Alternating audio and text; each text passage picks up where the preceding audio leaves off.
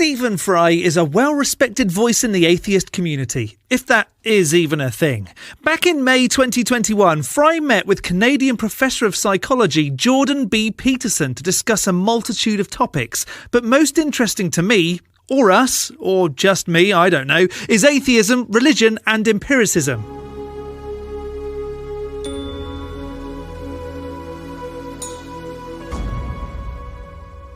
Hello, I'm the Skeptic. I watch videos on YouTube that make extraordinary claims, whether that's flat earth or strange conspiracies, but mostly the claim that a god is real, and then explain why I can't accept their position. Before we get into today's video, please do subscribe, hit that bell notification to be alerted for my next video, and drop a like. That would be amazing. In this God Squad video, Jordan B. Peterson interviews Stephen Fry. Well, with over 4 million subscribers, I'm not surprised he could get a one-on-one with Fry. The main video is almost an hour and 40 minutes long and has some amazing topics, but let's see what was said on the topics relevant to this channel. You were involved with Hitchens and Dawkins and the horsemen of the of the atheist movement. Yeah, and I really want to talk to you about that too, because I especially am interested in your opinions, because of all those people, you're the one that has the most connection with drama and literature and fiction. And you just published a couple of books, Mythos, Heroism, Heroes, and there's a third one in that trilogy. It just escapes my mind. Troy. Yeah. And so you're obviously extraordinarily sensitive to the power and necessity of literary accounts. But then you're also a humanistic atheist. I haven't read the stories that are being referenced here, but my initial thought is you don't have to believe stories to be true and to find them enjoyable. Writing about mythology doesn't mean you believe the gods in the stories to be real. Why can't someone with a lack of belief in deity still find it fascinating that people once believed in these things? I'm very curious about that. I mean, someone like Dawkins, he's so rational that I think for him, and I don't know if this is fair, and it might be a bit of a stereotype, but it'll do for rhetorical purposes. He's not gripped by drama in the same way you are. And there's a truth in drama that's not trivial, and that truth is allied with religious truth. As someone who's a performer, the only truth I can think of is admitting you're pretending. When I'm a character, I know at the end of the day that I was pretending to be someone I'm not. That character is no more real than the idea of it being real. At the same time, people watching you being a character should also understand that it's not real. And maybe that is a good truth. I can't speak for Richard. It's just been his 80th birthday, so we wish him happy birthday.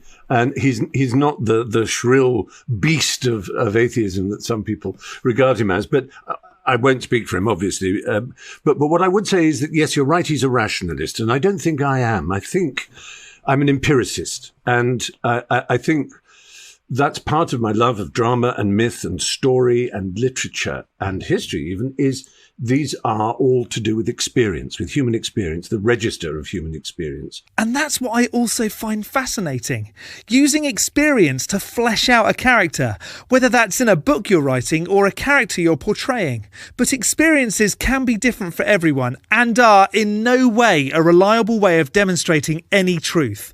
Because I could have a very different experience to you and reach a very different conclusion. Okay, so as humanity advances, and we'll say advancement is the aggregation of larger societies, our more sophisticated view of the world, more technological power, that sort of thing, more ability to predict and control. And indeed a longer lifetime. And yes, and the things that come along with that, and more peace by the looks of things, and more food, and all the Steven Pinker things.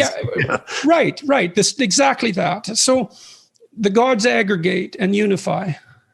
That happens across as cultures collide and integrate. The gods integrate and unify. It's the battle between the gods in heaven.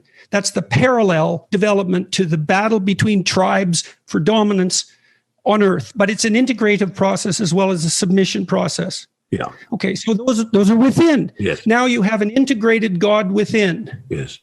That's what tortures you with your conscience. Yes, that's your Jiminy Cricket. It's your, what philosophers call your deontic or deontological voice. So then you ask yourself, Yeah. Then you ask yourself, and this is a dead serious question. So imagine that people are exploring the moral domain whose reality is blatantly obvious, but difficult to formalize, let's say. We're exploring the nature of the moral realm tentatively, and we develop more powerful and more integrated theories as we progress. And you end up with a unified God, so it's a monotheism. I'm sure that a God within concept is purely that. There's a God within. Then the question is, well, what exactly is that God within? Does it correspond to something that's real? Or is it just a figure of the imagination? But then you say, well, if it's just a figure of the imagination, what exactly is the imagination? A really creative and fun part of your brain. Imagine being able to imagine anything. It doesn't make it real, but geez, it's fun.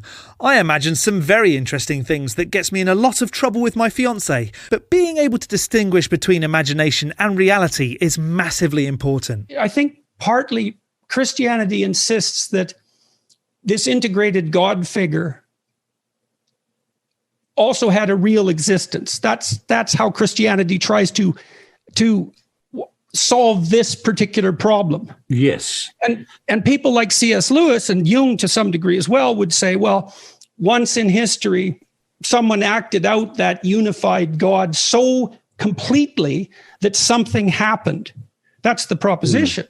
Okay, well, that's the limit of the proposition. Yeah. And then the question is, well, how real is this moral striving?